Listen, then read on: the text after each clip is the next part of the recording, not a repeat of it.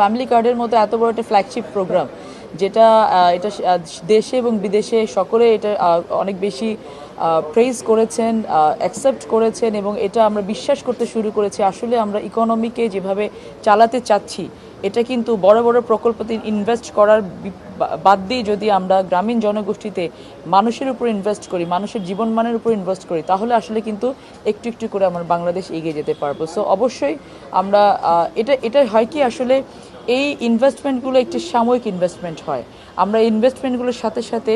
এই ইনভেস্টমেন্টটা কী করে জাতীয় ইকোনমিতে কানেক্ট করা যায়, নারীদেরকে কী করে জাতীয় ইকোনমিতে কানেক্ট করা যায়, যুবকদের কীভাবে জাতীয় ইকোনমিতে কানেক্ট করা যায়, তাদের কর্মসংস্থান কীভাবে বৃদ্ধি করা যায়, সেই জায়গাতেও কিন্তু আমরা কাজ করছি। কেবলমাত্র কার্ড দিয়ে, ভাতা দিয়ে মাসিক তাদেরকে আমরা সেটার উপর ডিপেন্ডেন্ট করে রাখতে চাচ্ছি না, বরং তাদের মানসিকভাবে